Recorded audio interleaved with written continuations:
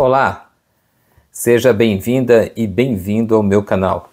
Neste vídeo eu vou tecer alguns comentários sobre a ação de divórcio litigioso. Na verdade, eu pretendo falar um pouco sobre o seu cabimento, a sua base legal, o seu procedimento na justiça, os documentos necessários, as despesas envolvidas, entre outras coisas. Então, se você tem interesse no assunto, fique comigo.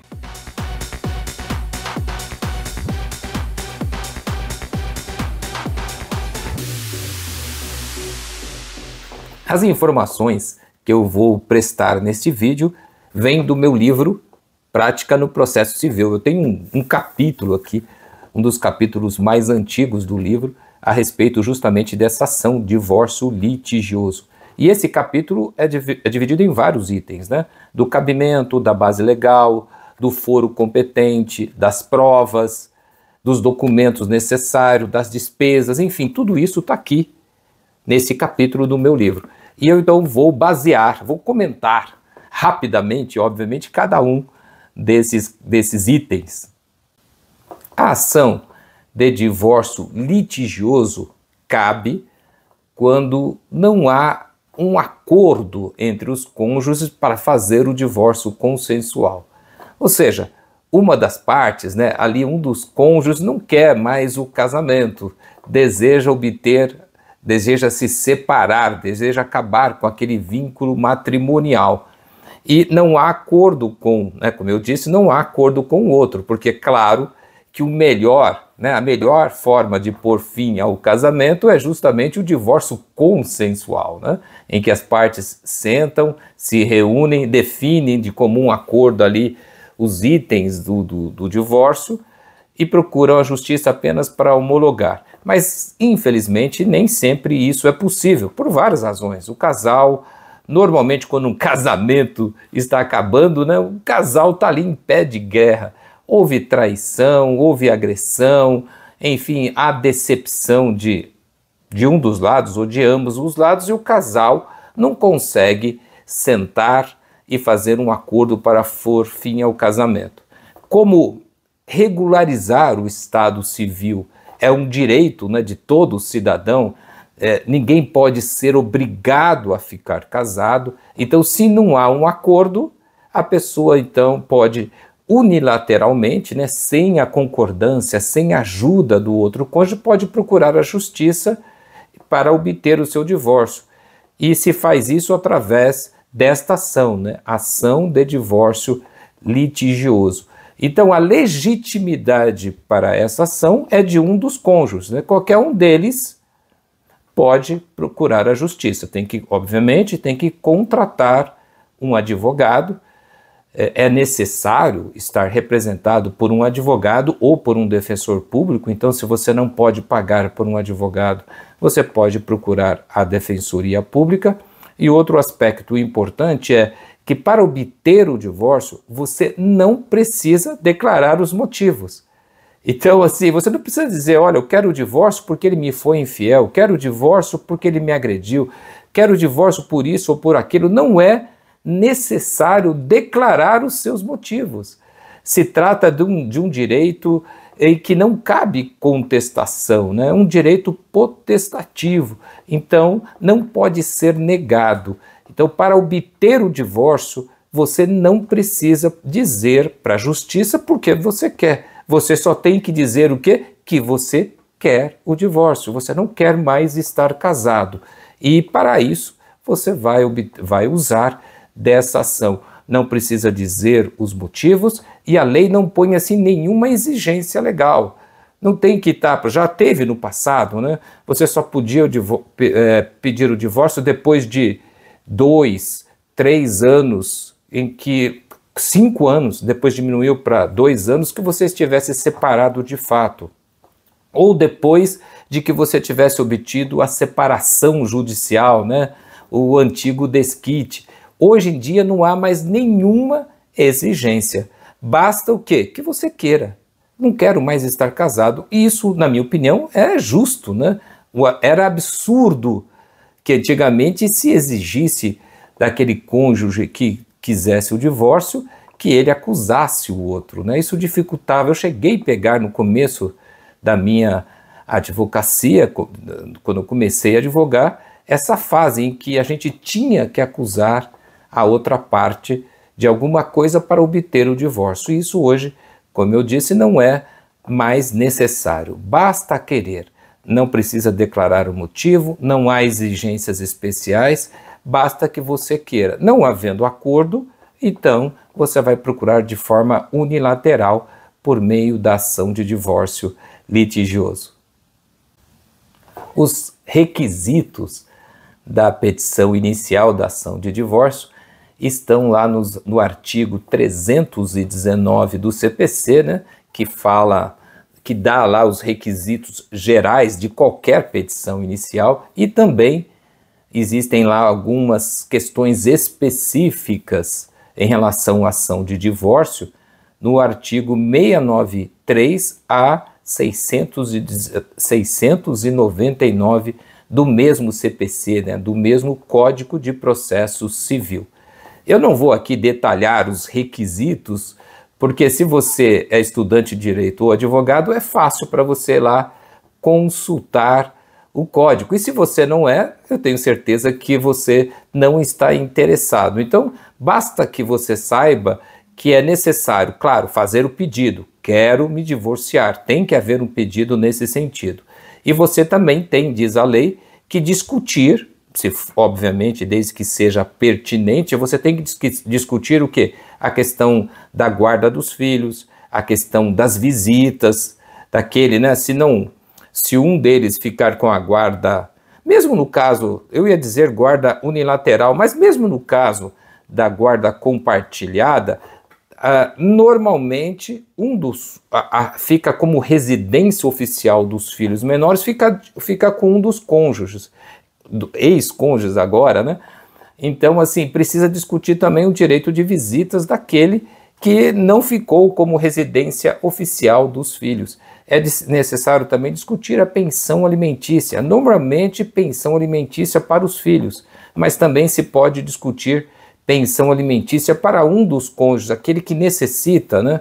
Às vezes, por exemplo, um dos cônjuges deixou o emprego para poder se casar e cuidar dos filhos, então pode ter direito ali a uma ajuda provisória do outro cônjuge, né? Uma pensão. Então é necessário se discutir também ali na petição inicial de pensão para os filhos e pensão para aquele cônjuge que eventualmente não tem condições de prover o seu próprio sustento. No caso dos cônjuges, é normalmente uma pensão temporária, não é uma pensão definitiva, porque hoje dificilmente a justiça dá pensão para a mulher ou para o homem divorciado em razão do divórcio, né?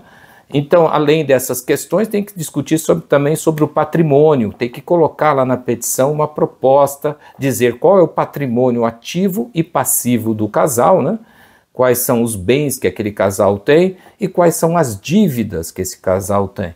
Também é necessário colocar uma proposta de partilha. O autor da ação, né, aquele que procurou a justiça, tem que dizer o que ele quer daquela partilha. Eu quero ficar com isso, quero ficar com aquilo. Enfim, você tem que fazer ali uma proposta de partilha. E também, no caso de um deles ter adotado o nome do outro, né, hoje é possível tanto o homem adotar o nome da mulher como a mulher adotar o nome do homem, tem que se discutir também essa questão. Outra questão que na petição inicial o advogado e a parte, né, tem que discutir, né, se é você que está vendo aí, você deve discutir, eventuais tutelas de urgência, né, tutelas provisórias ou as antigas liminares, né? Então, por exemplo, às vezes o casal tem muitos bens e há o risco de quem está na administração dos bens sumir com esses bens, desaparecer com esses bens, se desfazer desses bens. Então você pode pedir uma liminar, por exemplo, pedindo o arrolamento dos bens. Eventualmente você pode pedir até o sequestro, o arresto. São termos técnicos, mas basicamente você pode pedir para o juiz para tirar a posse daquele bem, porque você tem daquele que ficou com ele, porque você tem temor de que o bem seja destruído ou escondido, enfim. Então é possível se requerer essas questões para o juiz a fim de preservar o direito. A questão das liminares é para preservar o direito, ou seja, é para manter aquele direito que existe, né, aqueles bens, aquelas vantagens, o dinheiro que está no banco, as aplicações. As liminares são o quê? Para registrar aquilo, para que ao final do processo o juiz possa fazer uma partilha justa, né? Então você tem que discutir com o seu advogado, naquele momento de entrar com a ação, se há necessidade de alguma liminar, de uma tutela provisória, a fim de garantir os direitos. Também se pode discutir, no caso de violência doméstica, a imposição de alguma medida restritiva a um dos cônjuges, né? Aquele que foi normalmente o homem, costuma ser o autor de violência, mas pode até ser a mulher, por que não?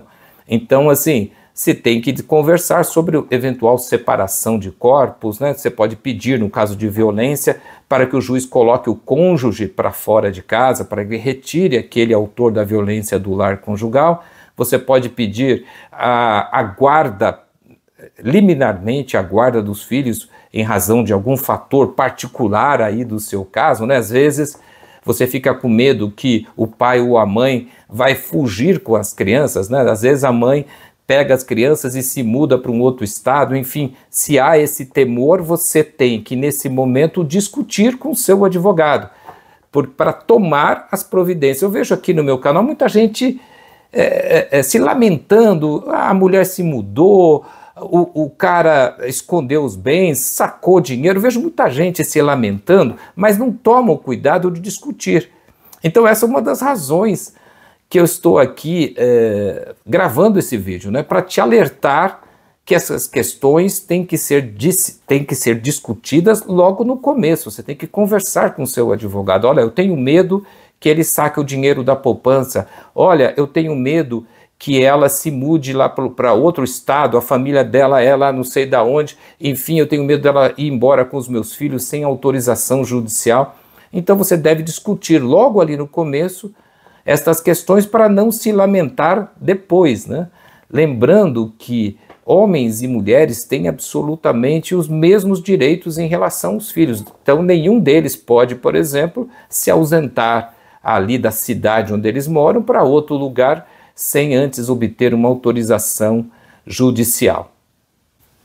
Outro item importante aqui deste capítulo é a base legal. Afinal, aonde é que diz, em qual lei que diz que você pode pedir o divórcio, né? Qual é a base legal do divórcio? É importante que você saiba, né? É importante que você conheça a origem dos seus direitos. E está aqui no meu livro, no item 2, base legal.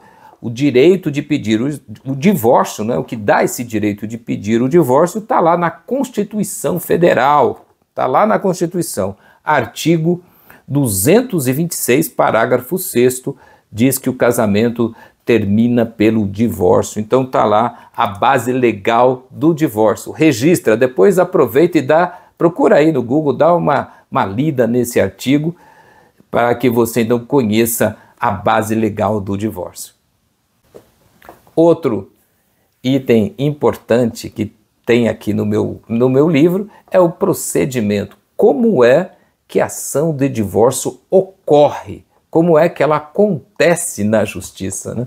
Eu vejo muita gente, doutor, agora ele contestou e agora o que acontece? O que vai acontecer com o processo agora, depois da contestação? Olha, teve uma audiência de conciliação, agora que ele vai começar o prazo para contestar, vai ter audiência de instrução e julgamento? Quais são, né, os capítulos do processo? Então isso nós advogados chamamos justamente de procedimento. E o procedimento da ação de divórcio é o procedimento comum, que se aplica a quase todas as ações que correm na justiça. Está previsto lá entre os artigos 318 a 512 do Código de Processo Civil.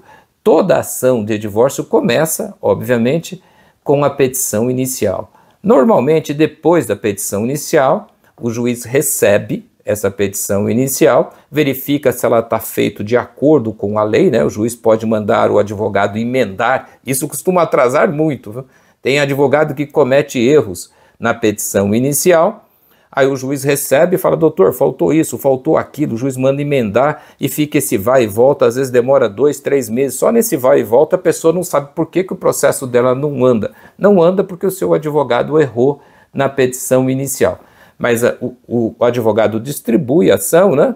Protocola, distribui a petição inicial e vai para o juiz confere se está tudo certo e o juiz normalmente o juiz pode até agir diferente, mas normalmente o juiz abre vista para o MP e depois o juiz manda para a conciliação, manda designar uma audiência de conciliação. Normalmente a justiça tem lá mediadores, conciliadores para conversar com o casal para tentar transformar o divórcio litigioso em divórcio consensual. Depois da audiência de conciliação, abre-se o prazo o quê? Para que o réu ou a ré, conforme o caso, apresente a sua contestação. Contestar, gente, é dizer por que você não concorda com aquele pedido. Eu até pretendo fazer um vídeo só sobre a contestação da ação de divórcio. Olha, normalmente eu quero a guarda dos filhos, não concordo com o que ele falou, ele não está falando do carro tal, ela não está falando do cartão de crédito. Então, você vai o quê? Rebater ou complementar as informações que o autor deu na inicial. Depois da contestação, os autos voltam para o juiz para que ele faça o que nós advogados chamamos de saneamento. O juiz então vai olhar a petição inicial, vai olhar a contestação.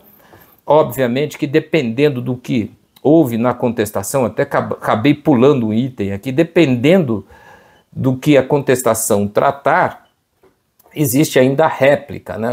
O réu contesta, ou a ré contesta, e alega um montão de coisa, então o juiz abre para o autor replicar aquilo que a ré ou o réu falou na contestação. Depois da réplica, nem sempre a réplica acontece, tá? Depende muito do conteúdo da contestação. Eu tenho um vídeo aqui no meu canal que eu falo sobre réplica, então se você ficou interessado, procure aí no meu canal. É um vídeo em que eu explico em que circunstâncias a réplica é obrigatória e quais aqueles casos em que ela não é. Depois, então, desta oportunidade da réplica, né, os autos vão conclusos para que o juiz, então, faça o saneamento do feito. É um termo, assim, técnico, jurídico, mas basicamente aqui, falando português claro, o juiz deveria olhar se está tudo em ordem. O juiz deveria verificar novamente, né, o que o autor disse, o que o réu ou ré disse, e verificar qual é o próximo passo. Ele vai sanear, ele vai ver, por exemplo, o casal está discutindo lá uma questão importante, precisa fazer uma perícia, por exemplo, para saber quem vai ficar com a guarda. Então, assim, o autor disse, ou a autora, disse que quer a guarda unilateral dos filhos. E o réu ou ré disse também que quer a guarda unilateral. Então vai ter que fazer o quê? Uma perícia, um estudo social com aquele casal, se houve acusações de ambas as partes. Então, no saneamento, o juiz vai verificar isso. Que provas que precisam ser produzidas, né? Se tem que ser feita perícia, se não tem. Se não houver nada disso, se for um caso simples, o juiz pode até julgar o feito nesse momento, julgar conforme o estado do processo. Ele vê, olha, não tem, as provas são todas documentais, eu já tenho condições aqui de julgar, então ele pode já dar a sentença ali, terminando o processo. Se não for o caso, ele vai sanear, designando quais são as provas que têm que ser produzidas, inclusive provas testemunhais, e vai, depois da produção dessas provas, né, se for uma perícia, por exemplo, depois que a perícia foi feita, ele vai marcar uma audiência de instrução e julgamento, em que as partes deverão comparecer no fórum, juntamente com suas testemunhas. Depois de concluída essa audiência, os advogados têm lá as alegações finais, né, que eles vão fazer um resumo daquilo que aconteceu no processo, vão reiterar os seus pedidos, o Ministério Público também se manifesta e depois os autos vão conclusos para o juiz tomar a decisão dele. Qualquer que seja a decisão, favorável por uma parte ou por outra parte, a parte que perdeu, né, a parte que perdeu pode recorrer, entrar com recurso de apelação que vai para o Tribunal de Justiça decidir se apoia, se revê ou não a sentença que o juiz deu em primeiro grau. Então, assim, gente, a grosso modo, para você que está interessado, eu dei uma explicada no procedimento. Obviamente que isso é uma questão técnica que cabe muito mais aos advogados, mas é importante, né, que você entenda um pouco até para poder cobrar o seu advogado. Outro item importante que está aqui no meu capítulo e que também é importante que você, né, saiba a respeito, que existe regra, é o foro competente, ou seja, aonde deve ser ajuizada a ação. Pode parecer uma questão boba, mas não é, porque o casal se separa de fato e cada um vai para um lugar às vezes. Então tem que haver regra, ou seja, a ação tem que ser ajuizada aonde? Porque dependendo do local onde você entra com a ação, pode prejudicar muito a outra parte. Você imagina o seguinte, um dos cônjuges se mudou, eles moravam em São Paulo, e depois da separação de fato, um deles se mudou para Fortaleza, por exemplo. Aí entra com a ação de divórcio lá em Fortaleza. Aquele que ficou em São Paulo vai ter muita dificuldade para se defender na justiça lá em Fortaleza, ou se não o contrário. A pessoa se mudou para Fortaleza e aquele que ficou em São Paulo entra com a ação de divórcio e aquele que está lá em Fortaleza tem que se defender, vai ter que contratar um advogado aqui em São Paulo. Então essa questão de foro competente é uma questão extremamente importante e há uma regra na lei, é uma regra simples, eu acho que apenas de uma leitura que qualquer um pode entender, está lá no artigo 53, inciso 1º do Código de Processo Civil e diz que a ação de divórcio deve ser proposta no foro, em primeiro lugar, né, qual a primeira regra onde vai acontecer essa ação? O domicílio, ou seja, a residência, o domicílio do guardião do filho incapaz. Então, assim, a lei já começa dando o quê? Preferência para aquele que ficou com os filhos menores. Então, eu dei aqui um exemplo de São Paulo e Fortaleza. Ora, se os filhos ficaram em São Paulo, o foro competente da ação é São Paulo. Se os filhos se mudaram com o cônjuge para Fortaleza, o foro competente é a Fortaleza.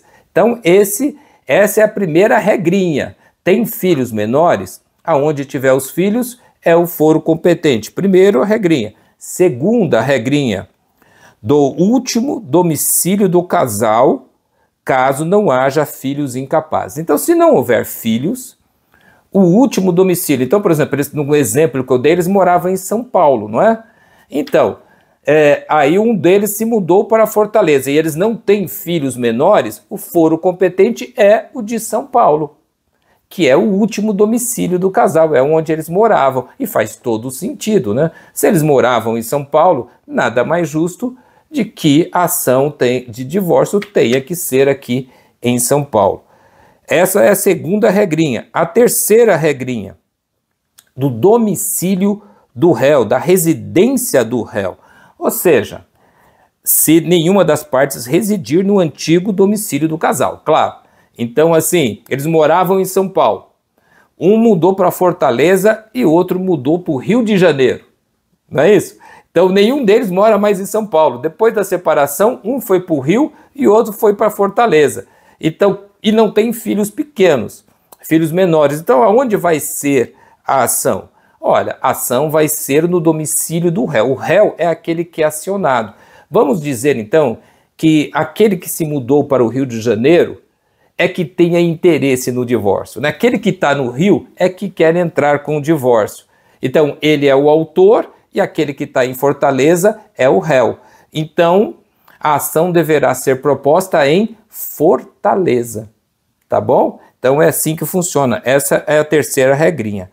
A quarta regrinha, que é uma exceção a essas outras regras, é muito importante, diz, do domicílio, né, da residência da vítima de violência doméstica e familiar.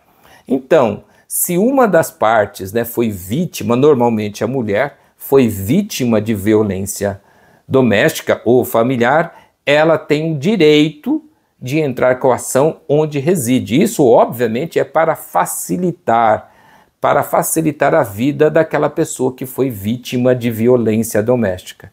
Então, estas são as 4 regras sobre onde entrar com ação de divórcio litigioso. Então, fica aí o registro. Então, sempre aquelas pessoas que vêm aqui no meu canal com esse tipo de dúvida, vendo esse vídeo, não vão ter mais dúvidas.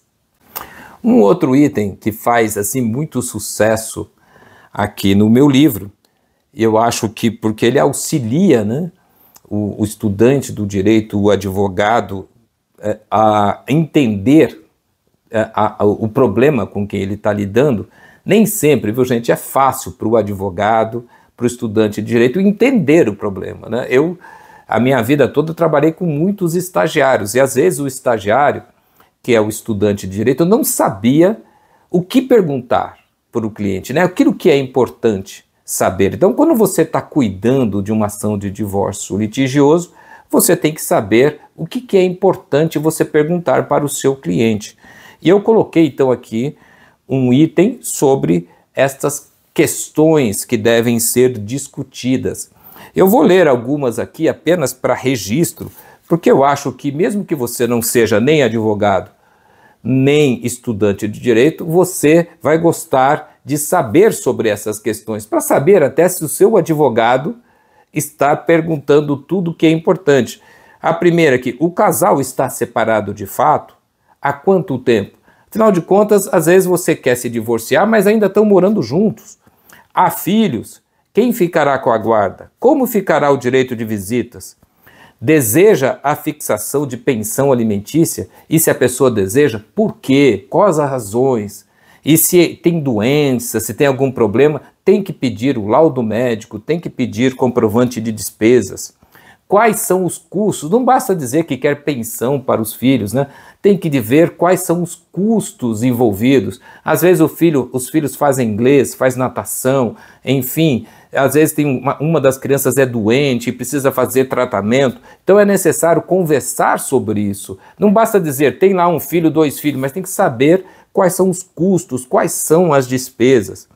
Qual é a profissão, qual é o salário do réu, né? Se você quer pedir pensão, você tem que saber quanto a outra pessoa ganha. Há bens, onde estão esses bens? Quantos são esses bens? Quanto vale esses bens? É muito importante, né?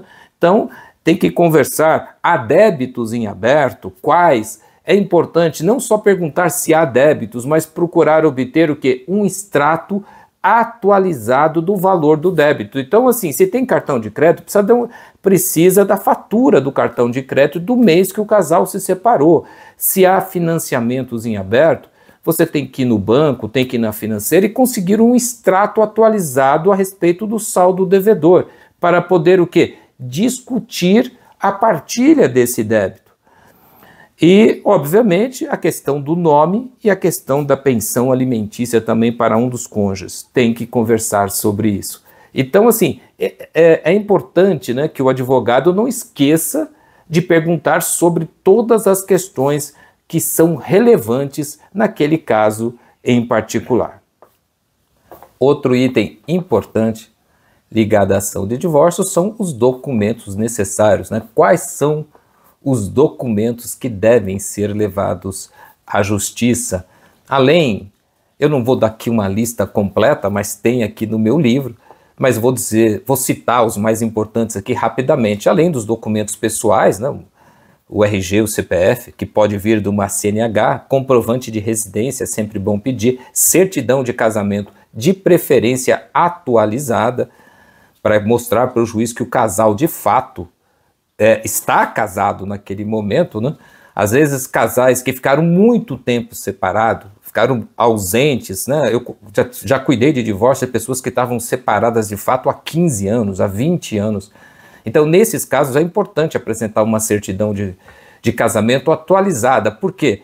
Porque um deles pode ter obtido o divórcio de forma indireta, né? Pode ter se mudado para algum lugar, disse que não sabia onde estava o cônjuge, a citação foi feita por edital. Então, às vezes, a pessoa já é até divorciada, está procurando o divórcio, mas já é até divorciada. Então, quando houver uma separação grande, de fato, uma separação de fato grande entre o casal, é importante pedir uma certidão de casamento atualizada. Obviamente que você vai precisar, no caso de haver bens, dos documentos desse bem, se há carro, documento do carro, se há terreno, se há casa, se há apartamento, você vai precisar disso. Se há dívidas, você vai precisar de um extrato, como eu já disse, atualizado dessas dívidas. Se há filhos, a certidão de nascimento desses filhos, também o RG dos filhos, caso já haja. E você também precisa levar ali para o juiz aqueles documentos destinados a provar os fatos, né? Então, por exemplo, você está dizendo que seu filho tem um problema de saúde, tem que levar a certidão, um laudo médico, melhor dizendo. Se você está dizendo que tem gastos com remédios, com procedimentos médicos, você tem que levar um comprovante desses gastos. Não basta alegar, né? Se você está dizendo que tal bem vale muito, vale tanto, procure levar, então, comprovante sobre quanto vale aquele bem. O juiz tem a obrigação de ser imparcial. Então, tudo aquilo que você afirma, em tese, você tem que provar. E o ônus da prova cabe a quem diz, né? A quem fala. Então, é por isso que é importante que você tenha, antes de entrar na justiça, essa preocupação, né?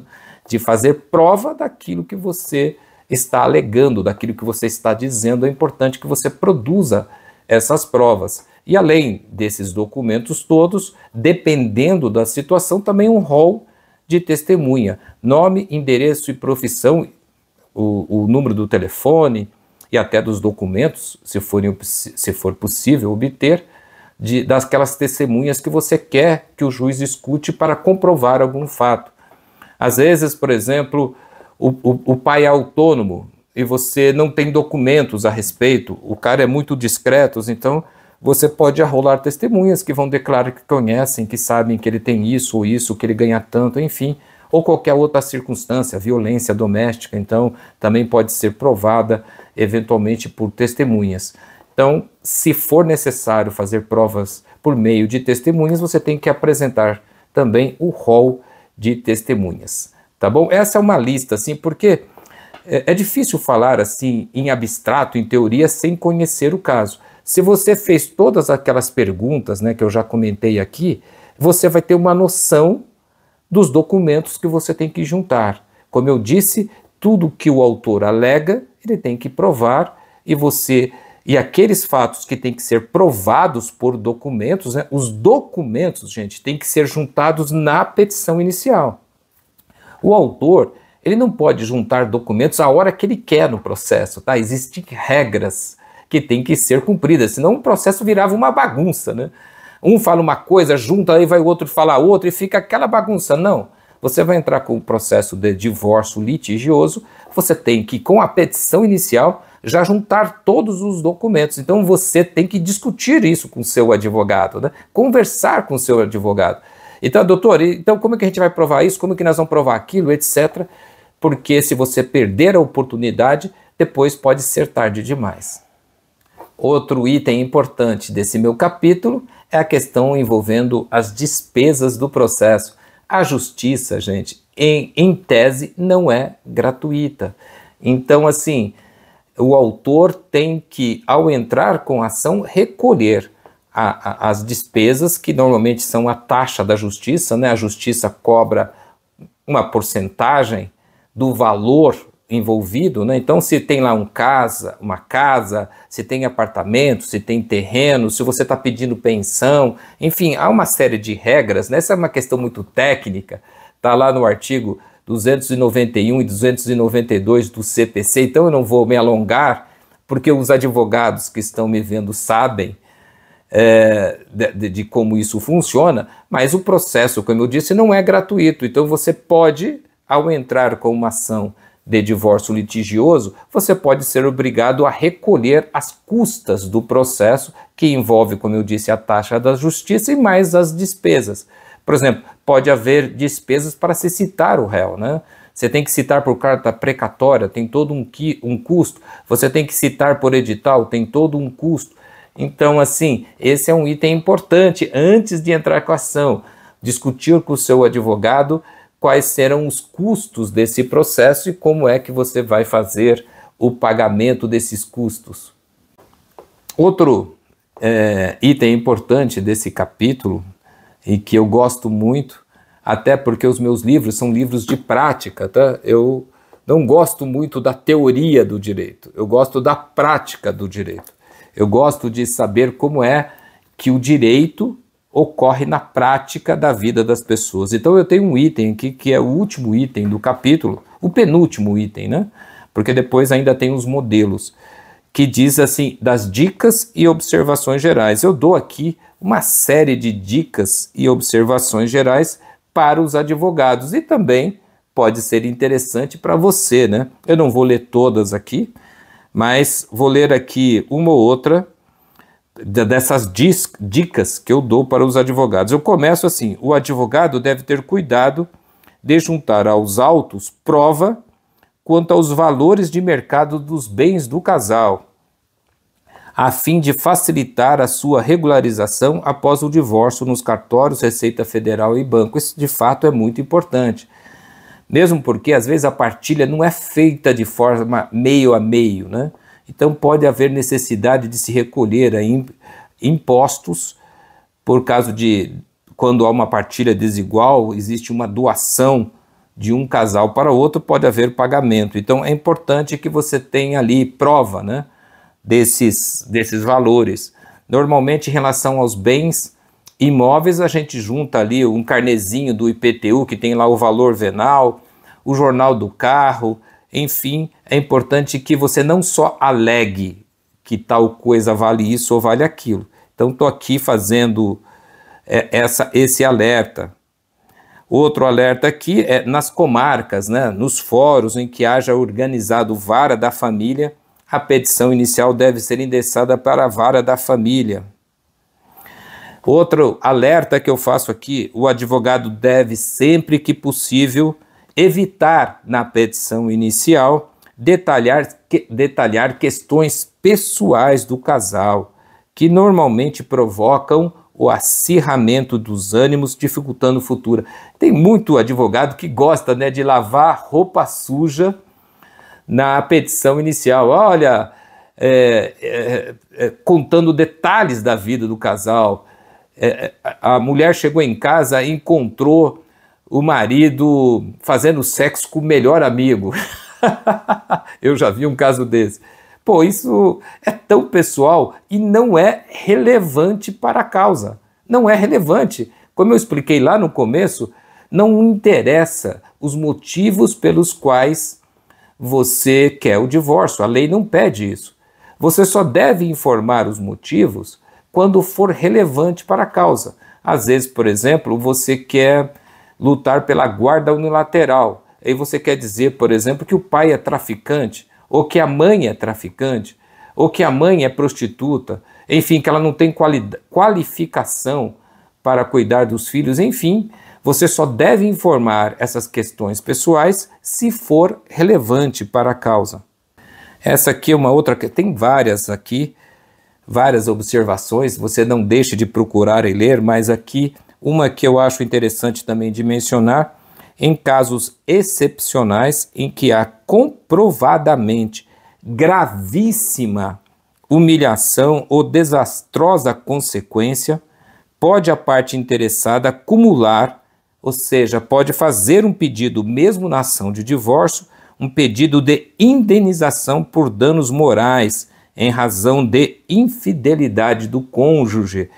Não é qualquer infidelidade, viu, gente, que gera o direito de indenização por danos morais. Tem que ser uma infidelidade que humilhou o outro cônjuge de forma, assim, bem grave mesmo. Então, assim, eu não vou aqui indicar nenhum caso, mas tem que ser discutido isso com o advogado. Uma outra aqui, observação no caso de benfeitorias feitas em imóveis de terceiros, por exemplo, casa construída no terreno de propriedade de um dos pais dos cônjuges, eventual pedido de indenização deve ser feito por ação própria contra o referido terceiro. Eu tenho vídeos aqui que eu explico essa questão, né?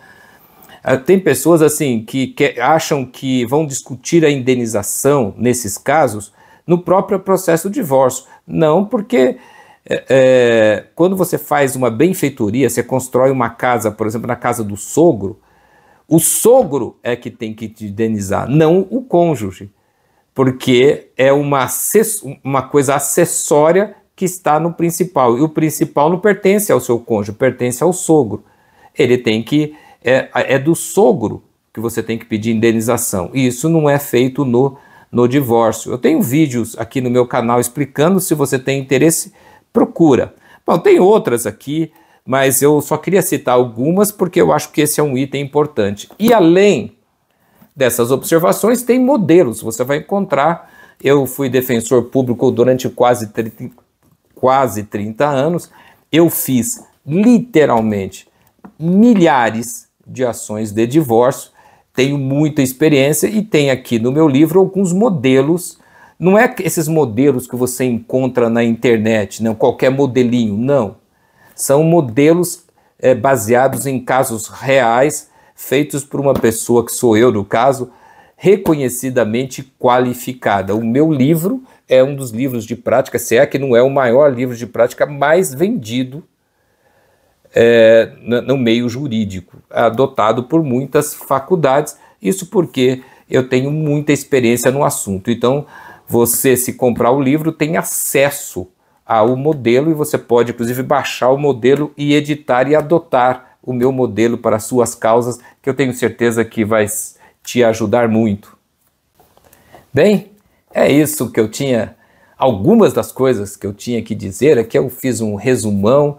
Eu quero que esse livro seja, que esse vídeo, ele sirva, espero, né, na verdade, que esse vídeo ajude você a passar por esse momento, normalmente um momento difícil, sem levar para frente motivos para se arrepender. Tem muita gente que não toma os cuidados necessários, não entende como funciona a lei e depois passa anos e anos se arrependendo e se lamentando. Pô, eu devia ter feito isso, eu devia ter feito aquilo, eu devia ter tomado tal cuidado. Enfim, eu estou gravando esse vídeo com todas essas informações para que, quem sabe, você que está me assistindo não vai ter assim tanto que se lamentar, tanto que chorar.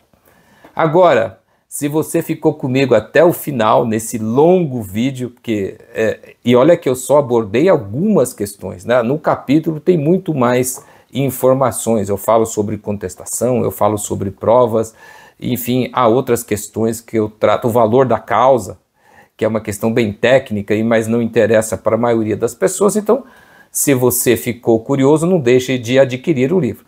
Mas se você, eu estava dizendo, ficou comigo até aqui, eu quero primeiro te agradecer por prestigiar aqui o meu vídeo.